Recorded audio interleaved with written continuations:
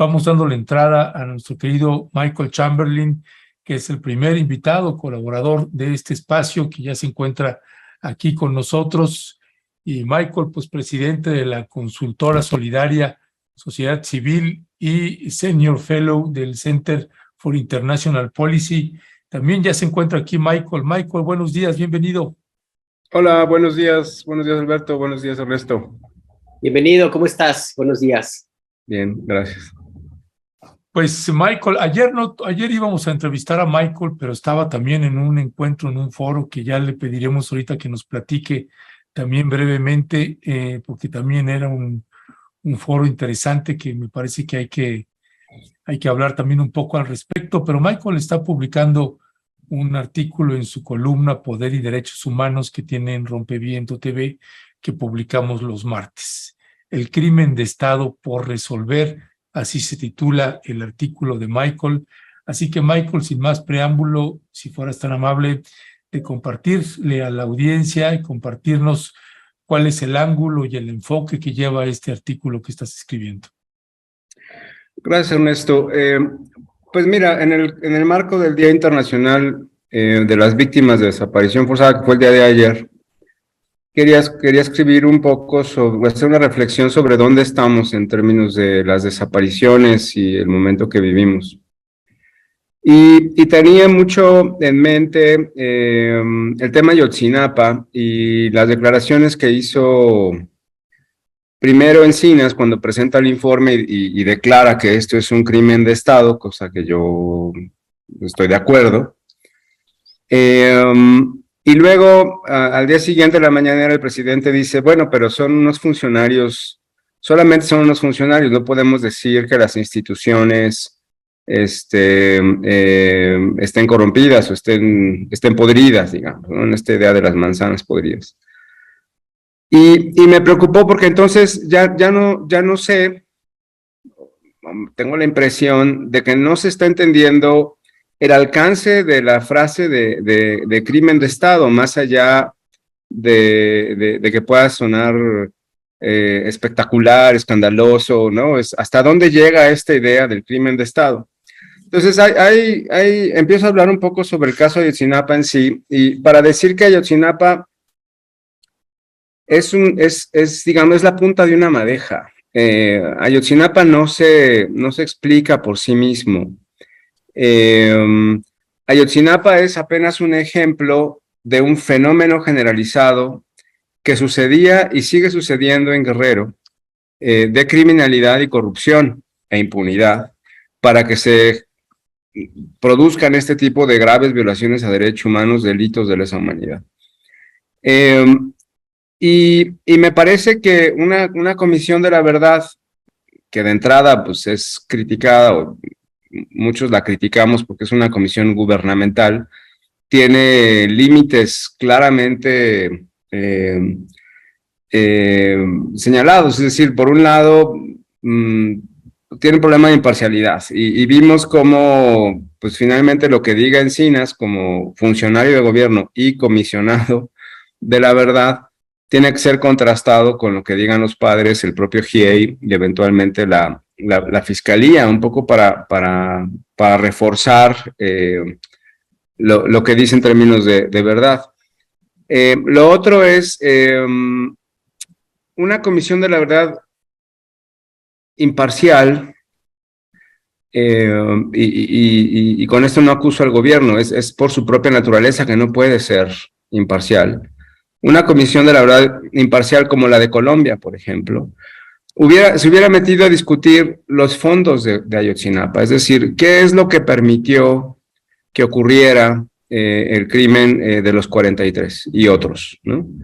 ¿En qué contexto se daba? Es algo además que ha mencionado mucho el Comité de Desapariciones, ¿no? Para este caso y para todos. ¿Cuál es la cadena de mando y cuáles son las instituciones y hasta dónde están involucradas en este tipo de crímenes? Y entonces nos daríamos cuenta que no son solo unos funcionarios, que no son solamente 20 mandos militares, que hay una estructura institucional que permite que estos crímenes ocurran, que permitían que ocurrieran antes de Ayotzinapa, de 2006 hasta el día de los hechos en Ayotzinapa, había más de 1,000 personas desaparecidas, y después de los hechos de Ayotzinapa, siguieron habiendo desaparecidos en Guerrero. Entonces, esas estructuras siguen operando. El ejército infiltra a los estudiantes, seguramente no son los únicos ni la primera vez. Se vinculan con los grupos criminales, seguramente no fue la primera ni fue la última vez. ¿Quiénes más son parte de esta estructura? Es algo que las investigaciones de una comisión independiente, imparcial, o de una fiscalía pudieran averiguar. Lo que estoy diciendo, Ernesto, Alberto, es que se siguen cometiendo crímenes de este tipo en Guerrero y en todo el país. Estos crímenes son porque no hemos atendido la problemática de justicia, ni hemos querido desmantelar esos grupos criminales que siguen operando. Entonces, si no vemos estos fondos, no va a ser posible resolver Ayotzinapa. Tampoco, ¿no? Y doy algunas cifras que creo que es importante que tengamos en cuenta, pues sí, en este Día Internacional. Es decir, en un año, pues han habido 19,257 personas desaparecidas más, 10,000 siguen sin ser localizadas, ¿no? Y de esto 40% son mujeres, y de estas 10,000 que todavía no siguen sin ser localizadas, podemos sacar un promedio de 27 personas diarias que desaparecen. Y me parece que es una situación que sigue siendo grave, es una situación que no podemos seguir sosteniendo. Tenemos pendiente pues atender la recomendación del Comité de Desapariciones, que señala la necesidad de crear un plan nacional de prevención y contra la impunidad, y eso pues no sabemos cómo va a suceder. Leí tu artículo con mucho interés, como siempre, Michael. Me llamaron la atención algunos datos y creo que ahora mismo que estabas en tu primera intervención, me llamó también la atención, por supuesto, algo que tú mencionas, que es decir, el ir al fondo del caso Ayotzinapa, que no es, por supuesto, pasa por encontrar a los muchachos, saber en dónde quedaron, castigar a los perpetradores, sancionar a todos, incluido el expresidente Enrique Peña Nieto. Pero en Colombia, mencionabas el caso de Colombia, recientemente la Comisión de Justicia de la Verdad vino y se reunió pues con la Comisión Aquisupar en México. Y en una reunión que tuvimos, que me invitaron a mí a participar, me llamó la atención algo que mencionaban para los miembros de esa comisión, y es que en los acuerdos de paz que hubo en Colombia, por ejemplo, no llegaron al fondo porque no resolvieron el punto básico que genera toda esta violencia, y es el detonante de esa situación que hay en Colombia y que es muy parecido a lo que ocurre en México. No resolvieron la desigualdad y la injusticia, la impunidad. Y yo creo que este es el mismo caso en Ayotzinapa, por eso me llama la atención lo que tú mencionas de ir al fondo. Yo creo que en este caso Ayotzinapa tiene la oportunidad de resolver el caso bien implica castigar a todos, por supuesto, de empezar a transformar este estado criminal que fue capaz de cometer este crimen, porque se coludieron casi todos los miembros del Estado, institucionalmente hablando, ahora también los jueces, tienen la oportunidad de resolver y de empezar a transformar este Estado que ha perseguido a la disidencia y a movimientos sociales y que ha utilizado la represión sistemáticamente en contra de quienes se le oponen. ¿Tú ves que Ayotzinapa puede representar esta oportunidad de transformar de a de veras México porque se correría el riesgo de que quede como un caso criminal gravísimo, sí, pero nada más un caso criminal resuelto? ¿Tú cómo ves este tema, Michael? A ver,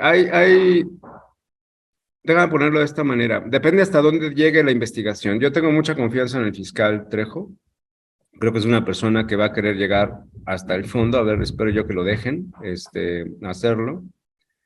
Pero se puede resolver Ayotzinapa y se puede resolver Ayotzinapa desmantelando los grupos criminales que están detrás. Son como dos niveles, ¿no? La pregunta sería, y es una pregunta que tendría que hacerse el fiscal, esta colusión que ya nos dibujaron de policías, militares, policía federal y municipal, etcétera, crimen organizado. ¿Se dio en Ayotzinapa solamente esa vez? ¿O esto es algo que existe de por sí y que ha generado desapariciones en la región a lo largo de los años, hasta la fecha, ¿no? La hipótesis es que esa colusión existía antes y después. Entonces, por eso digo, resolver solamente Ayotzinapa no va a detener el crimen. ¿Me explico? Podemos agarrar a los responsables de esa noche y podemos al mismo tiempo mantener la estructura criminal que sigue desapareciendo a las personas. Depende hasta dónde se quiera ir, y esa es la verdadera dimensión del crimen de Estado que vivimos en el país. Por eso hay que considerar el contexto en el que sucede Ayotzinapa, ¿no? Yo espero, honestamente, más que en la Comisión de la Verdad, porque tiene sus límites naturales, yo espero que ahora que empiecen los litigios y espero que los juicios sean públicos como deben ser, empecemos a saber cosas nuevas sobre estos vínculos que hay de altos mandos en la criminalidad de Guerrero y de repente en otros lados, ¿no? Y así debería ser, Alberto, en todos los casos. Porque como dicen los colectivos, son más de 43, ¿no? Y la impunidad en este país sigue siendo absoluta, como dice el Comité de Desapariciones. Ya, gracias, Michael. Michael, en alguna reunión que nos invitaron algunos periodistas con el grupo interdisciplinario de expertos independientes, y también en charlas que teníamos con los familiares de los normalistas, pues esta parte que tú estás señalando del contexto es algo que se ha estado insistiendo una y otra vez. Y aquí, cuando hablamos también de el ocultamiento de información que la van soltando gradualmente, pasa un año, 2 o 3 en esta administración y todavía apenas se sigue soltando esta información. Es difícil, Michael, suponer que, o más bien no es difícil, perdón, suponer qué institución o qué instituciones tendrían la capacidad de mantener bajo resguardo, después de 8 años, información clave que nos permitan saber dónde carajos están los muchachos, en dónde carajos están los normalistas, incluyendo también a, pues ya mandos que han sido detenidos y que participaron, ya confirmado, en la desaparición, ejecución y desaparición de 6 normalistas. Sobre este tipo de elementos, Michael, ¿qué decir? Porque, pues bueno, es una institución que tú has estado hablando con mucha frecuencia en este espacio y en los artículos, y que tiene que ver con la relación de las Fuerzas Armadas con el presidente de la República. Mira, en términos de quién pudiera tener información, yo pensaría que quizá, como sugiere la Sedena, pudiera tener información, ¿no? El 27 Batallón o la misma Marina pudiera, como esta información que salió del dron, por ejemplo, cosas de información de ese tipo, yo creo que hay que indagar a fondo. Me preocupa, como ya vimos en el caso de Tlatlaya, que el ejército quemó documentos que los incriminaban en ese y en otros delitos. Y si el ejército está quemando la evidencia, no solamente hay que detenerlo, estamos corriendo el riesgo de no tener tampoco esa información. Lo que hay que hacer, y creo que es lo que han estado haciendo, y también lo dijo el secretario Encinas, es necesitamos una estrategia para romper los silencios. Y que mira, por un lado, los culpables, los responsables, tengan condiciones y garantías para hablar, y que las detenciones mismas puedan liberar a la gente de las comunidades que puedan tener información al respecto, y que no lo hacen hoy por miedo y desconfianza, ¿no? A mí me parece que esa es la vía más segura, aun y cuando sean testimonios que no puedan ser judicializados, ¿no? Pero que nos permitan, por lo menos, tener una idea de dónde están los jóvenes, y qué pasó en esa noche. Es que en este caso, de nuevo, el ejemplo internacional ayuda.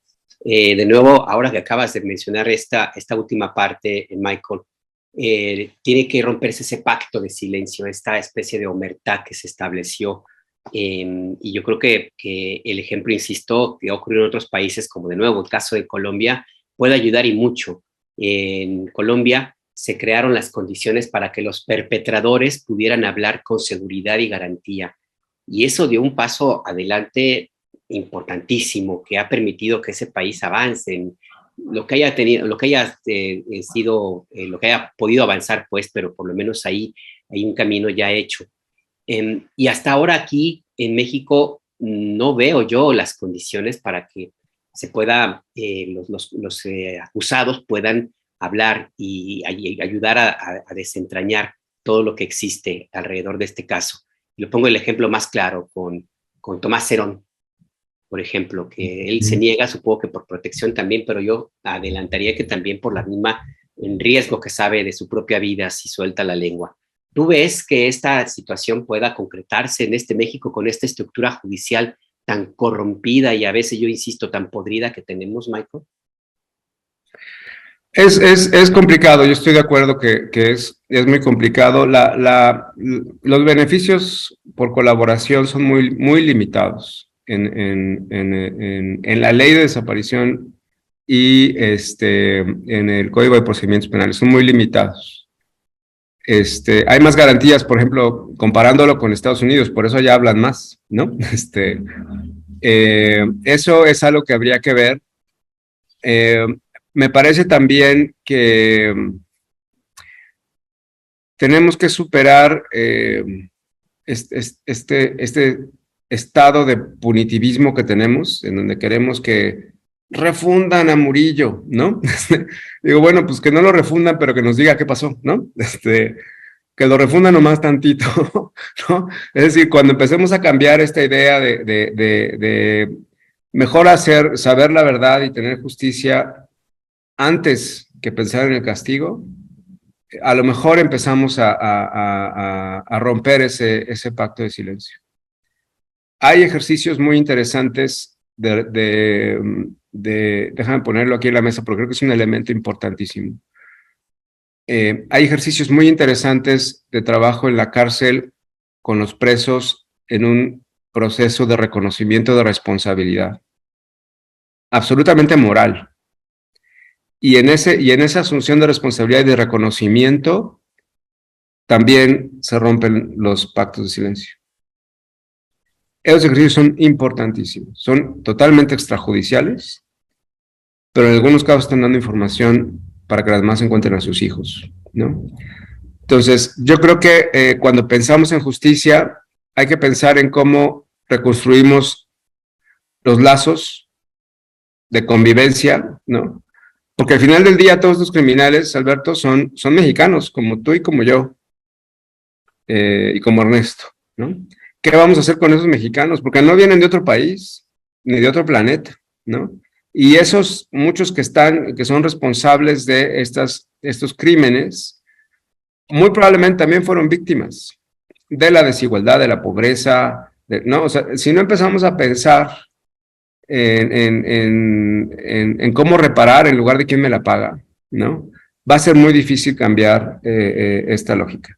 Y sí, también la corrupción es algo, impunidad y corrupción son los dos temas básicos que no hemos podido o querido atender en todos estos años. Ya. Pues Michael Chamberlain, te queremos agradecer que nos hayas tomado la llamada como siempre. Ya le pegamos a usted la liga aquí en el chat de YouTube para que pueda acceder directamente al artículo, siempre valiosos artículos de Michael Chamberlain. Michael, que tengas buen día. Muchas gracias. Gracias, saludos. Hasta luego, Michael, cuídate. Chao.